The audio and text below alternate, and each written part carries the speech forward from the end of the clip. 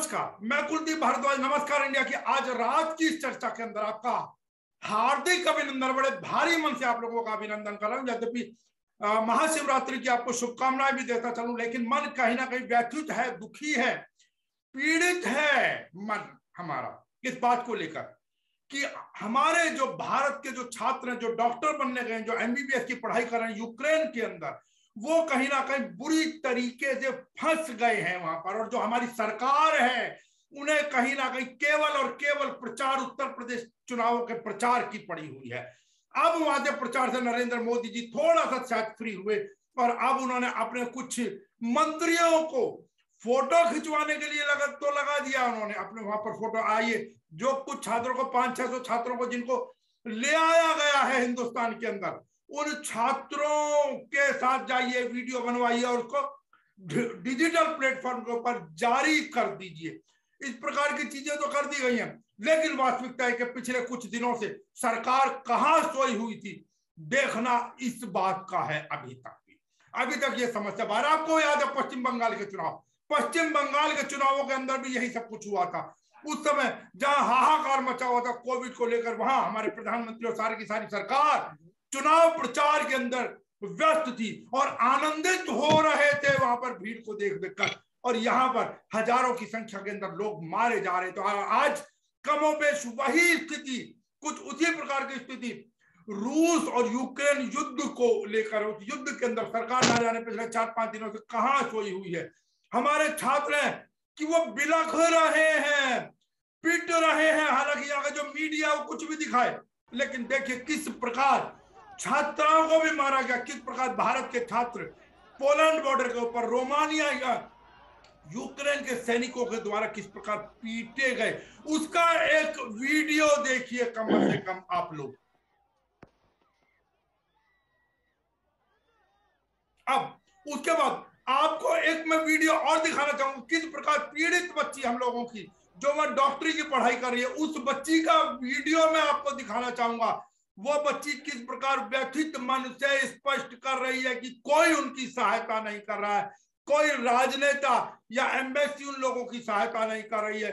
और यहां तक कि इस बच्ची ने यह भी कह दिया कि जो भी हमें मालूम चला, जो इंडियन मीडिया दिखा रहा है उसके ऊपर विश्वास ना किया जाए। इंडियन एम्बेसी में ये इनका नाम दिखा देते हैं आपको, Vikram Kumar. We are calling them and he is continuously rejecting our calls, जबकि हम लोगों ने इनको रोमानियन बॉर्डर की वीडियोस भेजी हैं जहां पे लड़कियों को बेरहमी से मारा जा रहा है। और इन्होंने अभी दोपहर में ही हम लोगों को बोला है कि कीव के बच्चे जितने भी निकल पा रहे हैं ट्रेन से निकल जाएं बॉर्डर्स पे। इस हालात में हम लोगों को गाइडेंस देने के बजाय ये लोग हमारे कॉल्स कट कर रहे हैं and they are completely ignoring us. सारी कंट्रीज के सारी गवर्नमेंट्स ने उन लोगों को निकाल लिया है, but Indian government is doing nothing for us. They are saying they are evacuating the Indian citizens from border. The border is 800 kilometres from our current location. How are we as a student supposed to reach those borders? आप जितने भी parents हैं, जितने भी लोग हैं India के, हम लोगों को सुन रहे हैं, हम लोगों को देख रहे हैं, आप प्लीज इंडिया मीडिया की न्यूज खबरों को मत बिलीव कीजिए कि वो लोग हमें यहाँ पे मदद दे रहे हैं। इंडियन गवर्नमेंट हमारी कोई मदद नहीं कर रही है। आप लोग प्रोटेस्ट करना चालू करिए, इंडिया पे प्रेशर डालिए गवर्नमेंट पे, तभी हम 20 से 30 हजार बच्चे जितने भी यहाँ पे स्टक हैं Indian medicine students, foreign medicine students, वो निकल पाएंगे। Thank you. जय हिंद, जय भारत। अब बताइए, ये जो मीडिया बेसिर पैर के गुणगान गाता फिर रहा है, 200-400-500 आदमियों लागने के कारण जो आ गए हैं, जो 200-400-500 बच्चे आ गए, उनको दिखाने के कारण उनको तो दिखाते फिर रहे हैं, उसमें गुणगान कर रहे हैं, ना जाने क्या क्या क्या क्या कर रहे हैं। लेकिन जो वहां पर अभी भी 15,000 से ऊपर बच्चे फंसे हुए हैं हमारे उस देश के अंदर, उनके संदर्भ में कोई मीडिया चर्चा नहीं कर रहा है। दिक्कत यही है साहब।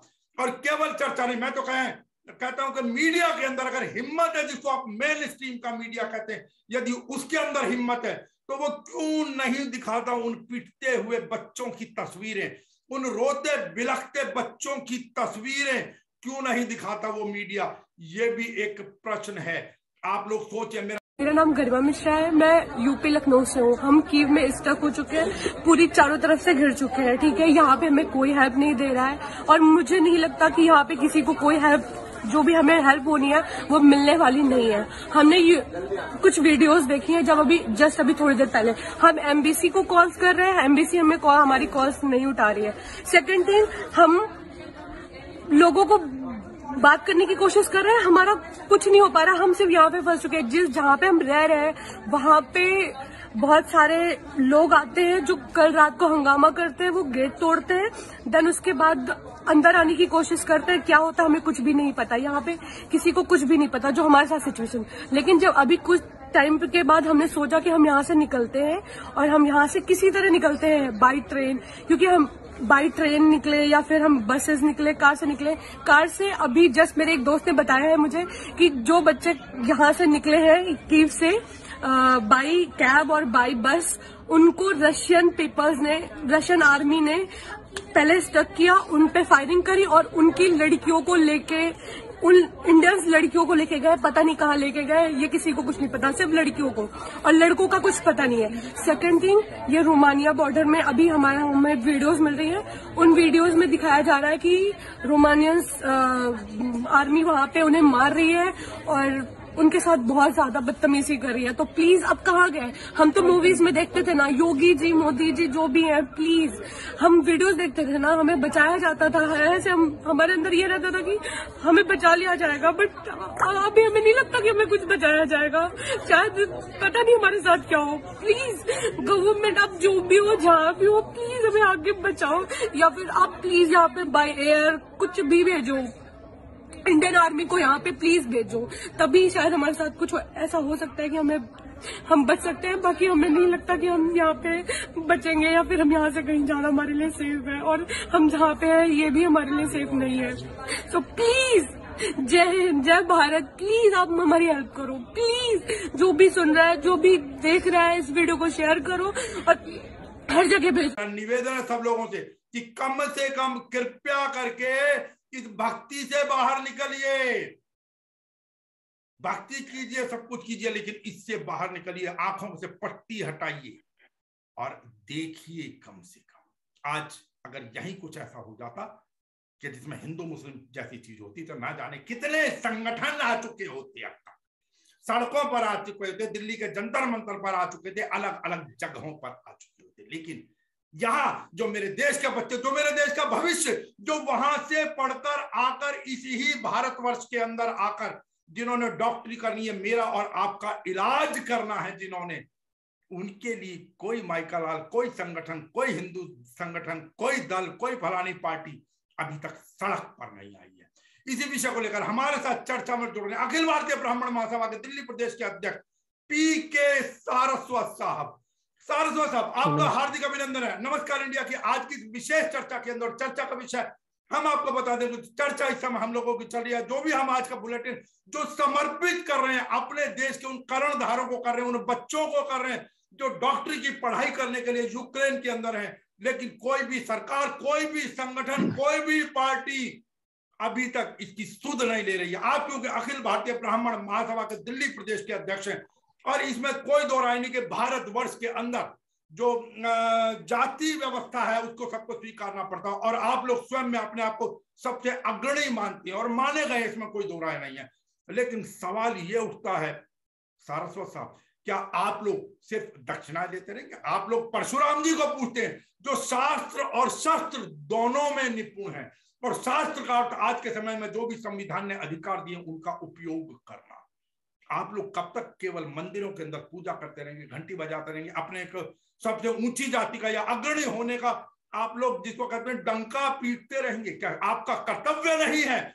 आप जब एक समाज के सबसे अग्रणी माने जाते हैं तो सबसे पहला कर्तव्य पीके सारस्वत साहब क्या आपका नहीं बैठता कि आप लोग जाएं उन बच्चों के लिए, सरकार की आंखें खोलने के लिए?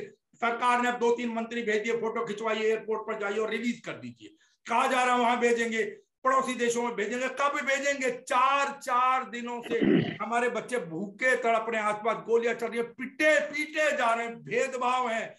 और मैं एक चीज यहां पर स्पष्ट कर दूं सारस्वत साहब कि जो बॉर्डर है वहां पर जो अपना यूक्रेन के पास का जो बॉर्डर है, उस बॉर्डर में एक चीज और कर दी गई है। वहां पर उस बॉर्डर के आसपास इंडियंस की एंट्री रेस्टोरेंट्स ने बैन कर दी है। ये भी मैं आपको स्पष्ट करता चलूं कार्यक्रम आगे बढ़ाने से पहले। तो पीके सारस्वत साहब, आपका नमस्कार इंडिया की चर्चा के अंदर स्वागत है। क्या कहना चाहेंगे सारस्वत साहब? जी नमस्कार भारद्वाज जी, आपने मेरा परिचय दे दिया है, मुझे अपने परिचय की जरूरत नहीं है देने की। अग्रणी समाज होने के नाते, अखिल भारतीय ब्राह्मण महासभा का दिल्ली का अध्यक्ष होने के नाते ये बहुत ही दुखद घटना है। और जिस तरह की वीडियोस आपने देखी हैं, मैंने देखी है, दिल दहल जाता है। और बच्चों के साथ भरपूर पक्षपात वहां पर हो रहा है, घोर निंदा की जाती है इस चीज की। लेकिन हमारे यहाँ का जो भारतीय मीडिया है वो 700-800 बच्चों को लाते हुए एरोप्लेन्स को दिखा रहे हैं, मंत्री वहां पर उनको रिसीव कर रहे हैं, गुलाब का फूल दे रहे हैं, वो दिखा रहे हैं। लेकिन वहां पर उन बच्चों के साथ क्या हो रहा है उसके बारे में कोई नहीं बता रहा है। कोई बेसमेंट में छुपा हुआ है, कोई इसका अपने कॉलेज के बेसमेंट में है, तो कोई मेट्रो के बेसमेंट में है, कोई अपने फ्लैट्स के जो स्टोरी बिल्डिंग बनी हुई है मल्टी स्टोरी उनके बेसमेंट में है। उनकी क्या हालत हो रही है, उनके पास पीने के लिए पानी तक अवेलेबल नहीं है, खाना तो बहुत दूर की बात है। जी, मैं इस तरह की जैसा अभी चर्चा कर रहा था, मैं आपको रोक रहा हूं, क्षमा चाहूंगा। जैसा मैं आपके सामने अभी चर्चा कर रहा था, जो रोमानिया बॉर्डर है वहां पर 6000 से ज्यादा छात्र फंसे हुए हैं। आसपास के रेस्टोरेंट ने बोर्ड लगा दिया, नो इंडियंस अलाउड, इसका बोर्ड लगा दिया है। अब बताएं क्या, ये तो यहाँ पर गुणगान करते फिर रहे, हमने ये कर दिया, नेताजी गए, फोटो खिंचवा रहे हैं, वीडियो जारी करा रहे हैं डिजिटल प्लेटफॉर्म पर। लेकिन वास्तव में क्या उनका दुख दर्द यहां से बैठे बैठे फोटो खिंचवा के 500-700 छात्रों को लाकर पूरा हो जाएगा? जी सारस्वत साहब, पूरी करें आपकी बात। सर, इनके परिवार का कोई वहाँ सदस्य नहीं है, नहीं तो इनकी और भी ज्यादा हालत खराब होती। ये फोटो खिंचवाना भी भूल जाते, खाना पीना सब भूल जाते। जिनके घर के बच्चे वहां पर फंसे हुए हैं उनके ऊपर पूछो, उनके ऊपर क्या बीत रही है, उनके बारे में सोचना पड़ेगा। ये सरकार की फोटोग्राफी से काम नहीं चलने वाला है। रोमानिया है, पोलैंड है, इस तरह के बॉर्डर पे हमारे हजारों स्टूडेंट फंसे हुए हैं और यूक्रेन के अंदर भी फंसे हुए हैं। रशिया गवर्नमेंट से बात की है, रशिया गवर्नमेंट कहती है हमारे आर्मी वाले आप तिरंगा झंडा लगाओ, उनको जाने देंगे। लेकिन वहां की जो पुलिस है, जब से ये खासतौर से जो अपनी वोटिंग हुई है, मैं सर आपको रोक दूं इसके अंदर, थोड़ा सा मैं आपको रोकूंगा सारस्वत साहब। ये जो होता है झंडा लगाओ, अब ये पता नहीं कुछ हो गया होगा कुछ गाड़ियों के साथ में, लेकिन अब खूब वीडियो आ रही है जिसमें खूब उनके अंदर जिन्होंने जाना जाए उन्हें पता पड़ रहा है कि इंडियंस, ये इंडिया के, ये भारत के लोग हैं, क्योंकि भारत ने वोटिंग से दूरी बनाई। इससे यूक्रेन के फौजी और यूक्रेन की आम जनता नाराज है। हमारे बच्चे खूब वीडियो डाल रहे हैं और अब जहां इंडियन झंडा ये मालूम चल रहा है कि ये भारतीय है, हमारे साथ भेदभाव किया जा रहा है इस आधार पर। हेलो, हम लोग सब रोमेनियन बॉर्डर पे खड़े हैं, रोमेनियन यूक्रेनियन बॉर्डर पे। हम अभी Ukrainian side of the border है एंड यहाँ पे कुछ नहीं है। सारे बच्चे, आप प्लीज देखिए यहाँ पे क्या सिचुएशन है। अराउंड 500 to 600 बच्चे हैं और अभी तक पर डे ये लोग 150 से ज्यादा किसी को इवैक्यूएट भी नहीं कर रहे हैं। ये लोग, इतनी खराब सिचुएशन है। ये लोग यूक्रेनियंस को बहुत प्रेफर कर रहे हैं, यूक्रेनियंस को भी प्रेफरेंस दे रहे हैं। इंडियंस को 1 या 2 निकाल रहे हैं एट अ टाइम और उसके 10 मिनट बाद के इंटरवल पे निकाल रहे हैं। एंड यहाँ पे यूक्रेनियंस को इतना हाई निकाल रहे हैं, मतलब इतना ज्यादा यूक्रेनियंस को एक साथ निकाल रहे हैं। दूसरा हम लोग रात, कुछ बच्चे तो शाम 4 बजे से आ रखे हैं, कल शाम 4 बजे से, और कुछ बच्चे रात 11-12 बजे के हैं और अभी तक पूरी रात -5 डिग्री सेल्सियस में उन्होंने काटी। यहाँ पे कोई कैंप्स नहीं है, यहाँ पे कुछ एरिया आप देख सकते हैं कि कुछ कैंप नहीं है, कोई एरिया नहीं है। यहाँ पे बच्चे फेंट हो रहे हैं, बच्चे गिर रहे हैं बिकॉज उन्होंने कुछ खाया नहीं है, कुछ पिया नहीं है and they are being drained of energy and everything। And आप देख सकते हैं एम्बुलेंस तक की बुलानी पड़ रही है। और इंडियन एम्बेसी या किसी ने भी, कोई एक डिप्लोमेट या कोई एक ऑफिशियल नहीं है जो यहाँ पे हम बच्चों को वहाँ से निकाले या एटलीस्ट हमें इवैक्यूएट करने में इजी हो, क्योंकि इतने सारे बच्चे इजीली इवैक्यूएशन नहीं हो सकता है। There should be some legal authority who should be responsible for this. और आप ये देखो पूरी रात काटे हैं और ये भी नहीं है कि इवैक्यूएशन इजी है। आप देखो, अब ये देखिए, हम बच्चे यहाँ पे धक्का मुक्की हो रही है क्योंकि बच्चों को बॉर्डर क्रॉस करना है और धक्का मुक्की के होने के बाद ये लोग फायर भी कर रहे हैं, ओपन फायर कर रहे हैं।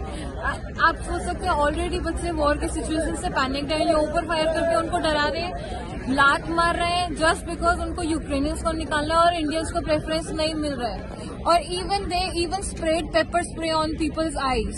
The situation is very critical. No official is taking any action. There is no diplomat or no legal authority. Please. Sir मैं यही बात आपको बता रहा हूँ कि रशियन गवर्नमेंट के जो रशियन आर्मी के जो लोग हैं वो उनको जाने देते हैं, लेकिन जब से ये वोटिंग इनके खिलाफ की है, यूक्रेन के खिलाफ की है, उसके फेवर में नहीं की है यूक्रेन के में, उसके बाद हमारे साथ भेदभाव होना शुरू हुआ है। और जो भी गाड़ी पे तिरंगा झंडा लगा या किसी भी तरह से उनको ये पता लग रहा है कि इंडियंस हैं, तो उनके साथ बहुत गलत व्यवहार हो रहा है। इवन कि बॉर्डर तक पहुंचने ही नहीं दिया जा रहा, बीच में उनके साथ मारपीट की जा रही है, बीच में उनके साथ मिर्च पाउडर फेंका जा रहा है, उनके मोबाइल छीने जा रहे हैं, उनके बैग्स वगैरह गायब किए जा रहे हैं। इस तरह की घटनाएं काफी देखने को आ रही है। और यही नहीं, मैं सारस्वत साहब आपको रोक रहा हूँ, यही नहीं, एक बच्ची ने वीडियो डाला है कि वहां पर 3 लड़कियों का, कम से कम 3 लड़कियों का अपहरण कर लिया है। अब बताइए क्या कहेंगे? जबकि बाकी कंट्रीज के गवर्नमेंट, पाकिस्तान के बच्चे भी निकले हैं, खारकिव से कुछ बच्चे हैं पाकिस्तान के जो उनकी गवर्नमेंट द्वारा जाए गए हैं, और हमारे बच्चे ने कॉन्फिडेंस दिखा के खुद चले गए वो लोग वहां पे अपने रिस्क पे, अपने दम पे। आधे बच्चे अगवा हो चुके हैं, 3 लड़कियां हैं वो अगवा हो चुकी हैं। एक लड़की को हम खुद जानते हैं, वो टर्नोबिल यूनिवर्सिटी से है, वो 3 दिन से 3 लड़कियां हैं वो अगवा हो चुकी हैं। एक लड़की को हम खुद जानते हैं, वो टर्नोबिल यूनिवर्सिटी से है, वो 3 दिन से। और साथ साथ मैं इस अपहरण वाले वीडियो के अलावा आपको एक जानकारी और भी दे दूं इसके अंदर सारस्वत साहब, वो ये है कि एम्बेसी से भी बच्चियां, हमारे जो बच्चे हैं जो वीडियो भेज रहे हैं उसमें साफ कह रहे हैं कि एम्बेसी से किसी किस्म की कोई सहायता नहीं मिल रही है। और अगर कोई कुछ कह रहा है, बच्चे 800 खारकीव में और कीव के अंदर जहां पर है, वहां 800 हजार किलोमीटर दूर है हमारे बच्चे। आप पूछिए वहां अंट पैसे मांगे जाते हैं, कैसे बच्चे पहुंचेंगे बॉर्डर तक? 800 हजार किलोमीटर का सफर क्या आसान है क्या? इन लोगों से कोई ये तो पूछ ले कम से कम। जी सारस्वत सर, बहुत मुश्किल परिस्थिति है, बहुत ज्यादा बुरा हाल है। मैं अभी भी यही बात आपको कह रहा हूँ कि जो फोटो में दिखा रहे हैं, जो कि मीडिया में आ रहा है, जो सरकारी मीडिया में आ रहा है, वो बिल्कुल गलत आ रहा है।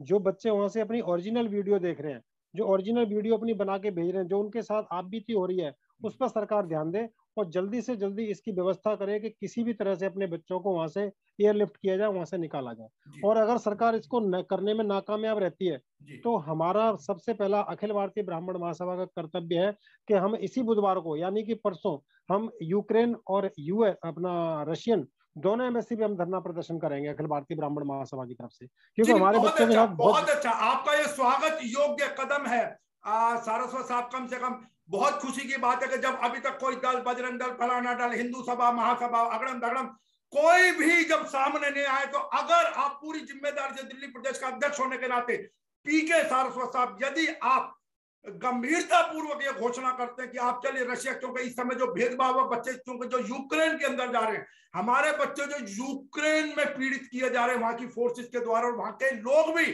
जब से भारत ने वोटिंग से दूरी बनाई है, जो वहां के लोग भी जो हमारे बच्चों से दूरी बनाने लगे हैं, यदि आप, मैं उम्मीद करता हूं कि आप, यदि नहीं बल्कि मैं उम्मीद करता हूं कि बुधवार को, इसी बुधवार को जो भी तारीख पड़ेगी, शायद 2 तारीख पड़ेगी, 2 मार्च को आप कम से कम वहां जाकर प्रदर्शन करें, धरना करें यूक्रेन एम्बेसी से। और मैं चाहूंगा कि आप स्वयं कम से कम सभी लोगों से नमस्कार इंडिया के माध्यम से ये अपील करें कि अधिक से अधिक लोग वहां पर पहुंचे। उम्मीद करता हूं शायद दोपहर का समय रहेगा आपका, 12-1 बजे के आसपास का, या कोई और समय को आप अपने अनुसार सूचित करें। नहीं, मेरा कोशिश यही रहेगा कि हम 12 बजे के आसपास यूक्रेन एम्बेसी पे धरना प्रदर्शन करेंगे। और अगर कल में कोई सरकार इसके ऊपर घोषणा करती है तो इस प्रदर्शन को रोका भी जा सकता है। लेकिन अगर ऐसा नहीं होता है तो यूक्रेन एम्बेसी के आगे बुधवार को 12 बजे 2 फरवरी बड़ी स्पष्ट बात है, आप कितना भी कर लीजिए, ये एकदम से नहीं रुकना है। अब आप कंफ्यूजन क्रिएट ना करें, मेरा मानना यह है कि कम से कम आप स्पष्ट घोषणा करें या स्पष्ट बताएं कि आप क्या दोपहर को 12 बजे यूक्रेन एम्बेसी के ऊपर दिल्ली में, और दिल्ली में जहां तक मेरा समझ आ रहा है ये वसंत विहार के अंदर है यूक्रेन एम्बेसी, वसंत विहार के अंदर आप वहां पहुंच रहे हैं 12 बजे के आसपास, और आप क्या अपील करना चाहेंगे सभी लोगों से कि वहां पहुंचे? बिल्कुल सर, मैं हिंदुस्तान के सभी संगठनों से, चाहे वो विश्व हिंदू परिषद है, चाहे वो बजरंग दल है, चाहे वो अखिल भारतीय ब्राह्मण महासभा है, चाहे वो अखिल भारतीय ब्राह्मण महासभा के अलावा सारस्वत विचार मंच है, मैं सभी संगठनों से अपील करूंगा कि ज्यादा से ज्यादा संख्या में यूक्रेन एम्बेसी पे पहुंचे जो कि बसंत विहार में है, और 12 बजे इसके ऊपर हम एक धरना प्रदर्शन करेंगे और यूक्रेन एम्बेसी को ज्ञापन भी देंगे, जिससे कि हमारे बच्चे वहां से सुरक्षित इंडिया वापस आ सकें और उनके साथ किसी भी तरह का कोई भेदभाव ना किया जाए।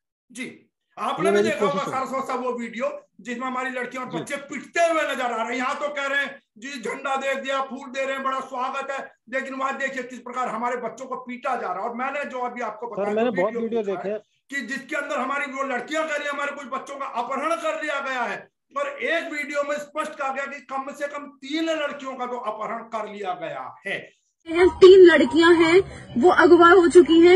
एक लड़की को हम खुद जानते हैं, वो टर्नोबिल यूनिवर्सिटी से है, वो 3 दिन से। अब इसको पूछिए उनके माता पिता जिनकी बच्चियों के जिनके बच्चों के साथ इस प्रकार की घटना, उनके ऊपर क्या बीत रही होगी। यहाँ पर कोई सुध लेने वाला नहीं है, कोई मेन स्ट्रीम का मीडिया इस विषय में चर्चा करने के लिए तैयार नहीं है।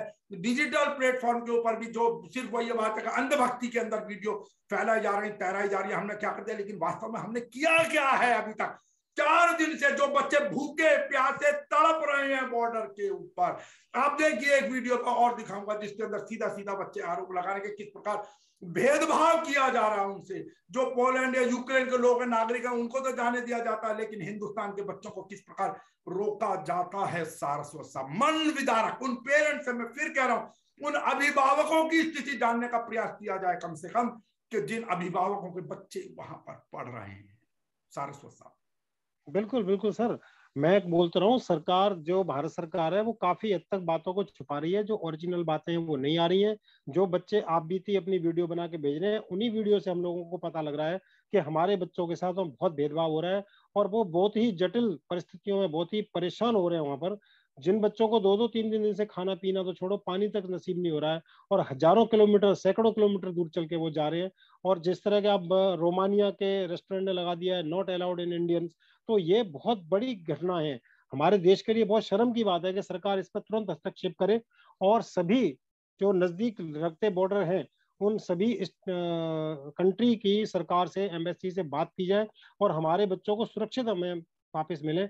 इसके लिए सरकार एक चीज और कहना चाहूंगा सारस्वत साहब, कम से कम ये कुछ चीजें जो इनके क्या नाम है राष्ट्रपति हैं यूक्रेन की, ठीक है, जेलेंस्की, इनसे सीखना चाहिए हमारे को भी। हालांकि ये कॉमेडियन रहे एक समय के अंदर, जो वहां के राष्ट्रपति यूक्रेन के, वो कॉमेडियन से देखिए कितने गंभीर राजनेता बने। हालांकि अमेरिका ने उनको ऑफर किया था जनवरी के महीने में कि अगर युद्ध होता है तो युद्ध की स्थिति में आपको बाहर जाने के लिए, तो उन्होंने कहा मुझे गाड़ी नहीं चाहिए, मुझे कुछ नहीं चाहिए, मुझे हथियार चाहिए, मैं देश छोड़कर भगोड़ा नहीं बनना चाहूंगा। जब कई लोग ये फैलाने का प्रयास कर रहे हैं, वो चले गए अब्दुल गनी की तरह, अफगानिस्तान के राष्ट्रपति की तरह, तो वो बीच सड़क पर आए। और मैं एक चीज बहुत सीधी सी कहूं, मैं तो फिर कहूंगा ठीक है, वहां की जो सरकार है, वहां की जो सेना है, वो हमारे बच्चों के साथ कुछ नहीं करे, लेकिन हमारे राजनेताओं को सीखना चाहिए कम से कम कि उन्हें यूक्रेन से निकालने का ऑफर दिया गया, उन्होंने साफ कहा गद्दारी नहीं करूंगा, हथियार चाहिए तो हथियार दे दो, और स्पष्ट कह दिया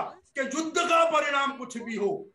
अब मैं तो साफ कहूं, ऐसी स्थिति के अंदर यूक्रेन नेचुरली बहुत छोटा सा देश है, परिणाम जो मर्जी हो, हारे या जीते, लेकिन जो राष्ट्रपति है वहां के, पूर्व हास्य कलाकार नहीं, वर्तमान में राष्ट्रपति है जेलेंस्की, ऐसे राजनेता को युगों तक याद किया जाए, जहां तक मैं। बिल्कुल सर, ये तो बहुत ही बहादुरी का काम है, बहुत ही एक जिम्मेदार बयान उन्होंने दिया है कि मैं देश नहीं छोड़ूंगा, चाहे अपनी जान दे दूंगा, और आर्मी के साथ लड़ने को तैयार है। और सबसे बड़ी बात सर, अगर हमारे देश का नेता, अब अपना जेलेंस्की जैसा बंदा अगर अपने देश के साथ खड़ा है, तो आम नागरिकों में भी इसके लिए बहुत जबरदस्त जज्बा पैदा होता है, और हर व्यक्ति वहां पर सोल्जर बना हुआ आज के टाइम में, हर व्यक्ति लड़ने को तैयार है। आज मैंने एक वीडियो देखी थी कि एक वहां पर आम नागरिक, करीब 20-21 साल का यंग नौजवान, और वो जो लैंड माइन है उसको उठा के साइड में कर रहा है यूक्रेन की सेना को बाहर जाने देने के लिए।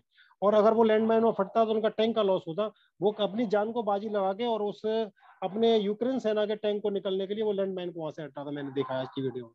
मैं उनकी बहादुरी जानकारी और देता चलूं इस बीच के अंदर के, बर्लिन के अंदर आज 1 लाख लोगों ने यूक्रेन के पक्ष के अंदर मार्च किया। बर्लिन के अंदर मैं प्रोग्राम भी देख रहा था जिसमें एक खार की जगह, वहां पर भारतीय छात्र बात कर रहे थे, वहां पर बता रहे थे लगभग 1100-1200 किलोमीटर दूर है, किस प्रकार क्या हालात है, किस प्रकार वो डरे बैठे, बाहर निकल नहीं सकते। बाकी फिर वही बात है ले देकर कि सब ने, जितने भी हमारे राजनयिक समझ नहीं आते जाते किस लिए वहां पर, जो ऐसे समय में इन राजनयिकों का ये कर्तव्य नहीं बनता था कि ये जाते बॉर्डर पर जाते उन छात्रों के बीच में खड़े होते, बॉर्डर पर जहां पर हमारे बच्चे परेशानी झेल रहे हैं वहां पर ये लोग खड़े होते।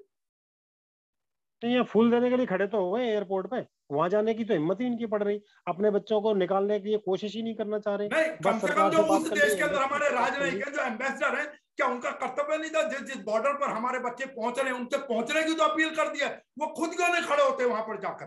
अरे सर, वो खुद खड़े उनको होना चाहिए, तभी ये देश के नागरिक सुरक्षित वापस आ पाएंगे। अपील करने से काम नहीं चलेगा। मैं तो सभी राजनयिकों को, सभी राजदूत को बोलूंगा कि जिस जिस बॉर्डर पे आप हैं, हमारे स्टूडेंट हैं, उनको वहां के जाकर रिसीव करो और अपने साथ उनको सुरक्षित लाओ, तब बात बनेगी। ऐसे नहीं बनेगी, बहुत भेदभाव हो रहा है बच्चों के साथ में। जी, तो हालांकि मैं एक और वीडियो दिखाना चाहूंगा इसके अंदर सारस्वत साहब, जिसके अंदर हमारे प्रधानमंत्री जी अपील कर रहे हैं कि परिवार वाले अपने बच्चों को पढ़ा लिया करते थे, भेज दिया करते थे, आदि आदि, लेकिन अब अपनी भाषा में पढ़ के आप डॉक्टर बने, फलाना बने, ढिकना बने। आज आपको अपनी भाषा, और आज भी वही भाषणबाजी, अपनी भाषा याद आ रही है। सबसे पहले उन बच्चों को तो निकाल कर लाइए, उनके माता पिताओं के लिए कोई सहानुभूति, कोई चीज तो व्यक्त कीजिए।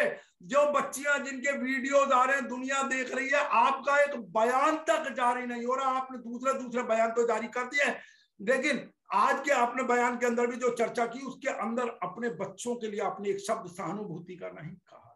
गौर परिवारवादियों को अपने बच्चों को पढ़ाने की चिंता भी नहीं होती। वो तो चपाचप अंग्रेजी पढ़ लेते हैं और विदेशों में पढ़ने चले जाते हैं। मैंने तो कह दिया, अब डॉक्टर बनना है तो अंग्रेजी की जरूरत नहीं है, अपनी मातृभाषा में पढ़ करके डॉक्टर बन सकता है। अब अपनी मातृभाषा में पढ़ करके इंजीनियर बन सकता है। ये धनी गरीब परिवारों को लूट करके जिन्होंने रुपये कमाए हैं, ये परिवारवादी लोग जो हैं, अपने बच्चों को अच्छे से अच्छे स्कूल कॉलेजों में दाखिल करा लेते हैं, विदेश भेज देते हैं। गरीब के बच्चों को, मध्यम वर्ग के बच्चों को अच्छी पढ़ाई मिले, इसकी चिंता हमारी सरकार कर रही है। भाजपा की सरकार ने गरीब बच्चों की स्कॉलरशिप बढ़ाने से लेकर, जैसा मैंने कहा, अपनी मातृभाषा में पढ़ने की व्यवस्था, ये हमने पहली बार देश में लागू की है। भाइयों बहनों, इन परिवारवादियों को कहीं आना जाना होता है तो इनके पास बड़ी बड़ी गाड़ियां होती है, पलक झपकते ही वो हवा में उड़ सकते हैं, लेकिन गरीब को तो जमीन पर ही रहना होता है। हमने गरीब मध्यम वर्ग के सफर को आरामदायक बनाने के लिए गांव-गांव में सड़कें बनवाई हैं, एक्सप्रेस वे बनाए हैं, आधुनिक ट्रेनें चलवाई हैं, किसानों के लिए स्पेशल किसान रेल। सर, बिल्कुल सहानुभूति का शब्द कहना चाहिए, बोलना चाहिए, और ऐसे काम नहीं चलेगा। मेरी सरकार से फिर रिक्वेस्ट है कि सभी राजदूतों को कहा जाए कि वो बच्चों को बॉर्डर पे जाके रिसीव करें और उनको सुरक्षित घर वापसी की व्यवस्था की जाए। जी, तभी काम बन पाएगा। बिल्कुल यही होना चाहिए। खैर, पीके सारस्वत साहब, आप हमारे साथ जुड़े, आपके इस कदम का, कम से कम आपकी इस घोषणा का हम बहुत बहुत स्वागत करते हैं, जिसके अंदर आपने बुधवार 2 मार्च को दोपहर 12 बजे नई दिल्ली के वसंत विहार क्षेत्र में स्थित यूक्रेन एम्बेसी पर जाकर प्रदर्शन करने की घोषणा की है। प्रमोद सारस्वत साहब, नमस्कार इंडिया से जुड़ने के लिए आपका बहुत बहुत धन्यवाद। जी नमस्कार। और मेरी फिर से अपील है कि ज्यादा से ज्यादा लोग पहुंचे और हमें यूक्रेन एम्बेसी के आगे धरना प्रदर्शन जरूर करना पड़ेगा और ज्ञापन देना पड़ेगा, तभी हमारे बच्चों के लिए भेदभाव मिटेगा, खत्म होगा और हमारे बच्चे सुरक्षित अपने देश पहुंचेंगे। जय श्री राम, नमस्कार, जय। धन्यवाद। ये थे पीके सारस्वती हमारे साथ जुड़े हुए थे। अब मेरी फिर आप लोगों से अपील कम से कम कि आप लोग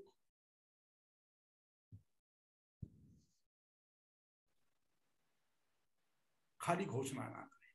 मेरा निवेदन ये राजनेताओं से भी है, पीड़ित मन से आज का एक कार्यक्रम में करना, क्योंकि जिनके बच्चे, हालांकि बच्चे बाद में बेशक भूल जाए माता पिताओं के दर्द को, लेकिन फिर भी जो हमारे देश के बच्चे वहां पर फंसे, खाली भाषण देने से 4 फ्लाइटें आ गई, उसके अंदर जाकर घोषणा कर देने से, सिंधिया जी को भेज देने से, मुख्तार अब्बास नकवी को भेज देने से काम नहीं चला करते साहब।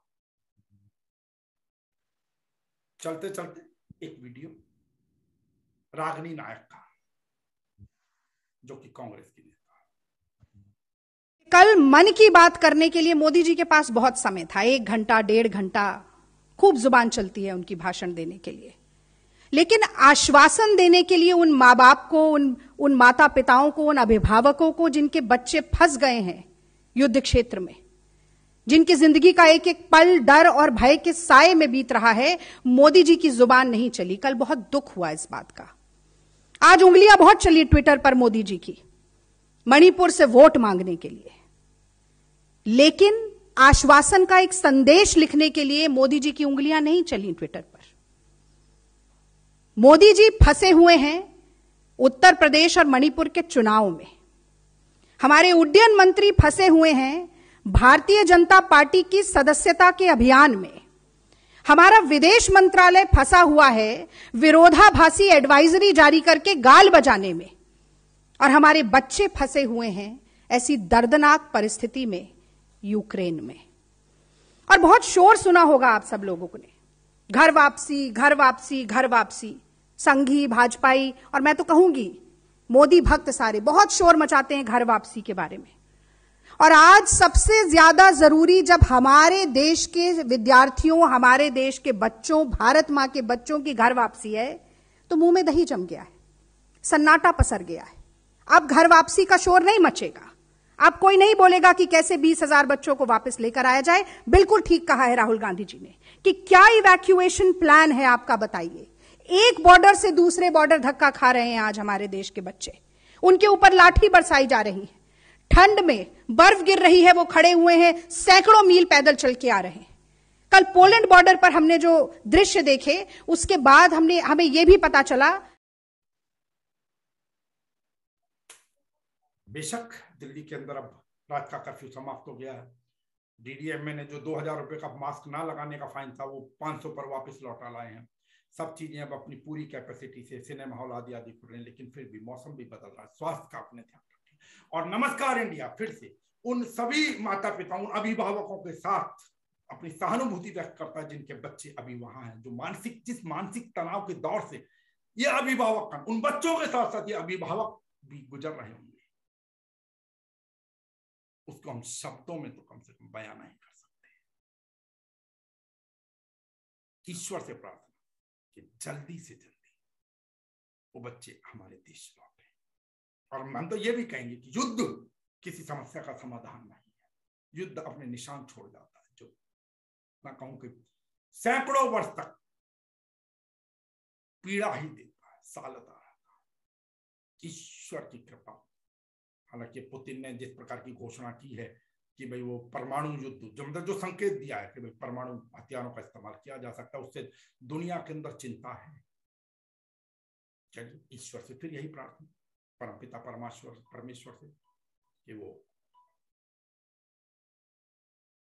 इस युद्ध को जल्दी से बाहर निकले। तो मास्क अभी भी नागौरी नहीं, यहाँ ऊपर से भी और नीचे तक इस्तेमाल। अपने स्वास्थ्य का ध्यान रखें और स्वीकार करें नमस्कार इंडिया का। नमस्कार।